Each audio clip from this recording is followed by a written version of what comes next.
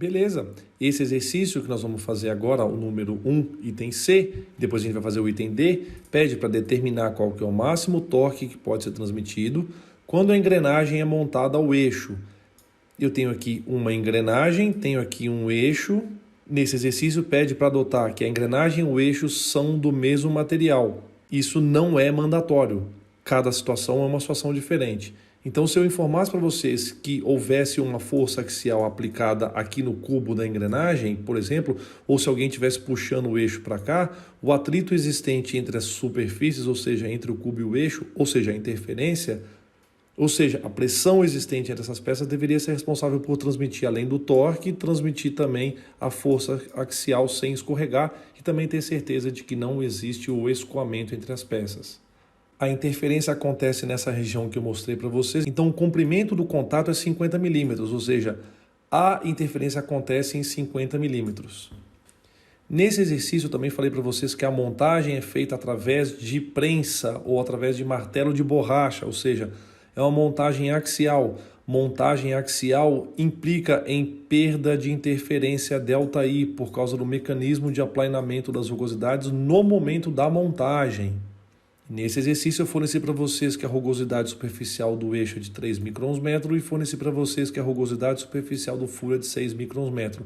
Caso essas informações não fossem fornecidas das rugosidades superficiais, eu teria que te informar de alguma maneira quais foram os processos produtivos e de acabamento superficial, tanto do eixo quanto do cubo, que também esses processos não precisam ser iguais. E eu mostrei para vocês que a gente tem tabelas para vocês consultarem as rugosidades superficiais. Igualmente, existem tabelas para que a gente consulte o coeficiente de atrito estático, só que nesse exercício eu forneci para vocês. A gente sabe que em ajustes por interferência existem dois critérios. O critério que a pressão mínima tem que ser maior do que aquela pressão que causa o escorregamento e a pressão máxima tem que ser inferior à pressão que causa o escoamento entre as peças. E a gente tem que fazer a verificação tanto para o cubo quanto para o eixo. Então, como estratégia de solução, a gente já tem o coeficiente de atrito dado enunciado. O π também é fornecido. O diâmetro é o diâmetro nominal entre as peças, a gente já tem. O L é o comprimento do contato, a gente já tem também. O diâmetro é o diâmetro nominal, a gente também já tem. E nesse exercício a gente sabe que a força axial não existe, é uma força axial nula. Então, eu preciso calcular a pressão mínima. Se eu calcular a pressão mínima, quem eu acho? Eu consigo encontrar o torque no critério do escorregamento, que é a pergunta do problema. Então vamos ver se eu tenho informações para calcular a pressão mínima. A pressão mínima ela é calculada como sendo a interferência mínima, e a interferência mínima eu preciso dos afastamentos. Ora, como o ajuste foi fornecido, eu consigo achar todos os afastamentos nas tabelas dimensionais. Então esse cara eu consigo achar. E eu precisaria saber o diâmetro nominal das peças, eu também sei. E eu preciso calcular o KI e o KE. Esses caras dependem dos materiais, ou seja, se eu tenho o módulo de elasticidade, que foi dado no enunciado do exercício, se eu tenho o coeficiente de Poisson, que foi dado também no exercício, e se eu consigo calcular os fatores elásticos, QI e QE. Esses dependem da geometria. Então, vamos verificar. Eu sei que esses dois caras têm, mas a gente vai olhar lá. Eis as informações. Eu tenho o módulo de elasticidade, dado aqui, tenho o coeficiente de Poisson, também foi dado aqui, e aí eu pergunto para vocês, como é que a gente calcula os fatores geométricos Q? Eu preciso saber se o eixo é maciço ou não. Vocês vão perceber que o diâmetro externo do eixo, quanto vale? 42. E esse eixo ele é vazado. Ele tem um diâmetro interno de 15. Então, ele tem um QI que é diferente de zero. E uma análise similar é feita em relação ao cubo. Você percebe, o cubo tem aquele alívio de massa, então ele tem o cubo proeminente. Vamos analisar. O cubo tem o seu diâmetro interno 42 e o cubo tem o seu diâmetro externo equivalente a 42 mais 20 mais 20, ou seja, 82. Então eu preciso calcular o Q do cubo.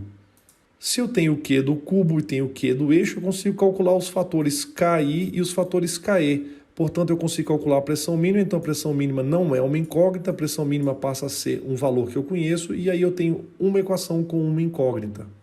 E independente de eu ter todas as informações para resolver o exercício, porque o exercício pergunta qual que é o torque máximo, todas as vezes que a gente estiver falando sobre uniões por interferência, eu preciso verificar o coeficiente de segurança, tanto para o cubo quanto para o eixo.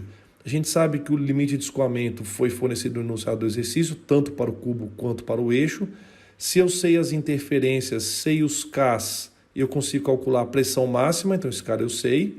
Se eu tenho os Qs, eu consigo calcular os fatores de concentração de tensão e eu consigo determinar o coeficiente de segurança para o cubo e para o eixo. Então vamos lá.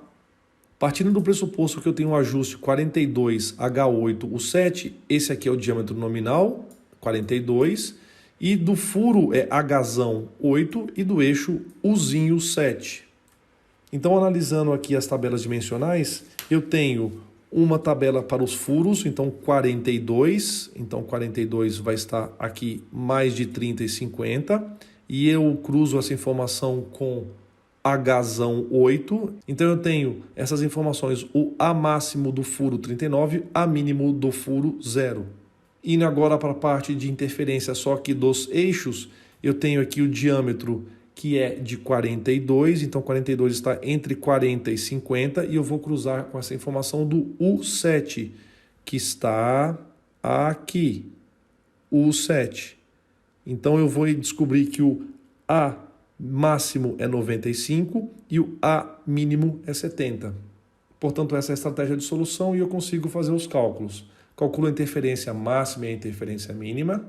Os valores saem em microns metro. Não posso me esquecer que eu tenho uma união por interferência promovida através de ajuste axial. Essa informação foi dada no enunciado, portanto tem perda de interferência. Se tem perda de interferência, eu preciso calcular o Z máximo e o Z mínimo, pegando o I máximo e o I mínimo, subtraindo do ΔI. Os fatores elásticos podem ser calculados para o eixo, então a gente já tinha combinado que vai ser 15 sobre 42. Utilizando as informações dos materiais, eu consigo calcular o KI. Mesmo procedimento aplicado para o QE. O QE vai ser 42 sobre 82. Eu também tenho os materiais. Vocês têm que se lembrar que a fórmula é um pouquinho diferente entre o KI e o KE. Aí você pode falar, mas professor, essa fórmula do jeito que está aí está diferente do que está no formulário. A fórmula é igualzinha. A fórmula só está escrita de um jeito um pouquinho diferente, mas ela é igualzinha. Os resultados têm que dar exatamente os mesmos. E aí eu faço o cálculo das relações de pressão, calculo a pressão mínima e eu posso aplicar o critério do escorregamento. E aí eu descubro que o torque que pode ser transmitido máximo é de 467 Nm. Obrigatoriamente eu preciso sempre fazer a verificação das tensões. Então eu preciso pegar e calcular a pressão máxima. Eu consigo calcular a pressão máxima porque eu tenho o Z máximo, KI, KE e o diâmetro. E agora basta que eu aplique a fórmula duas vezes. Uma vez para o eixo, outra vez para o furo. A gente sabe que o furo tem um QE de 0,512. Dá mais ou menos nesta região. E aí eu preciso jogar para cá e achar um fator de concentração de tensão para o cubo. Já o eixo tem um fator QI de 0,38. Então basta que eu jogue aqui no gráfico, mais ou menos nesse valor, e ache um fator de concentração de tensão. Nossa, foi mal, mas tudo bem. Para o eixo aqui nesse gráfico. E aí eu considerei 2,4 para o cubo e 2 para o eixo, porque eu exagerei aqui, ficou muito para cima. O que me permite concluir que ambas as peças não falham. E aí, de maneira bastante simples, eu consigo fazer o item D, que pede para calcular as forças de montagem e desmontagem, só para vocês terem uma noção de como é que isso deve ser feito. Então eu fiz uma simples aplicação das fórmulas. A fórmula da força de montagem, ou seja, a força axial que a prensa ou deve ser aplicada no martelo de borracha devem exercer, é por volta de 48,6 kN, e para desmontar esse sistema, eu teria que ter uma força muito maior da ordem de 138,7 kN. Então é isso aí, na lista de exercícios vocês têm todos os exercícios resolvidos.